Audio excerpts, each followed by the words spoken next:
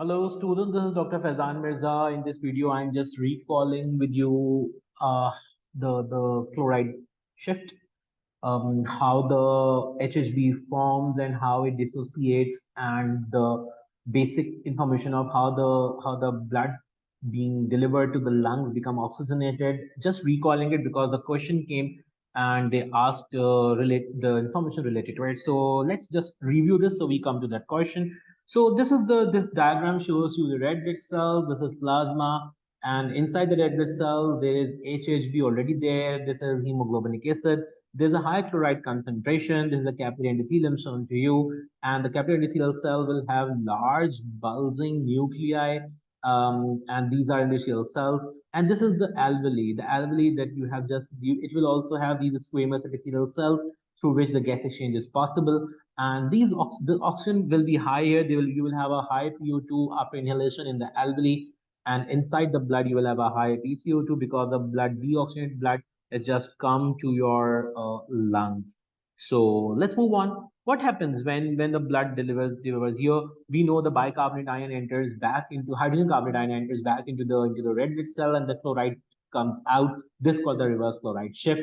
Why the chloride shift is required by the reverse chloride shift? It's important to maintain the electrical neutrality of the cell, because if the chloride ion doesn't move out when HCO3 comes in, the internal charge or the inside of the cell will become too negative, and this is the reverse chloride shift. We know chloride shift occurs where the blood is in the tissue level, and there the chloride moves into the red blood cell as HCO3 moves out, again to balance the electrical neutrality. So this is the first thing occurring. Then as the oxygen goes in, it displaces this H plus ion, and the HB then is allowed to combine with oxygen, so it becomes oxyhemoglobin.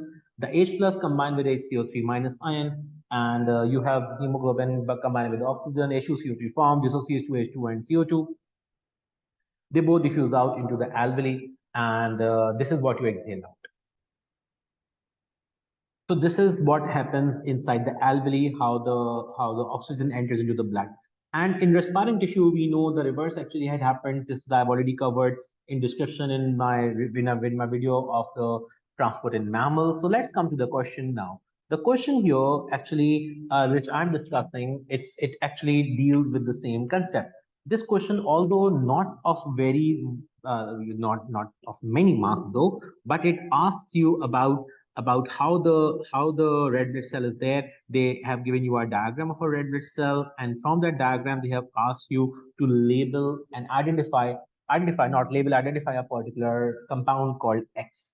So this question I've taken from October November 22, variant 23. So this question here, actually figure 6.1, shows some of the events that occur in the red blood cell that flows to the capillary in the lungs. So if it's capillary through the lungs, this must be following this diagram. So this is what must be happening. The HHB must be there. So it must be combining with the oxygen that's coming. So let's just move on with the question.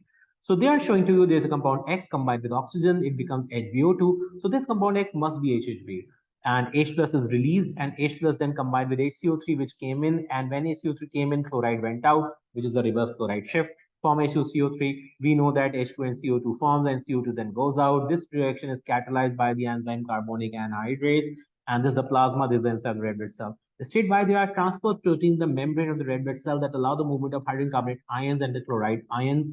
Why you have transport proteins? Because hydrogen carbonate ion and the chloride ion, they both have negative charge. They both are charged substances, and they cannot cross the lipid bilayer to phospholipid because they are non-polar tails, and the transport protein provide a hydrophilic watery pathway for these ions to move. Figure 6.1 shows the chloride ion move out of the red blood cell. Explain why this movement is necessary. Why is it necessary? Because chloride always move opposite to the HCO3, hydrogen by hydrogen carbonate ion. This movement allows the red blood cell to stay electrically neutral, and the charges distribution stay undisturbed. State why carbon dioxide molecule diffuse from the red blood cell into the plasma. Why? Because carbon dioxide diffuse from the red blood cell because it's very small in size, non-polar, and moves out into the plasma. Moves out into the plasma down the concentration gradient. That's simply diffusion that you have to describe, but we need to address the size of the carbon dioxide and being non-polar, because carbon dioxide and oxygen, they do not require a channel protein or a carrier protein or a transport protein to move out, because they can move out from the phospholipids very easily because they are very small in size and non-polar. State the term name given to a compound indicated by X. So that's hemoglobinic acid, HHB. So this question carried only 4 marks, but that was a very relevant question and relevant to what we have just discussed. So that's pretty much it from this video. That's it. I hope that was helpful for you. Thank you so much.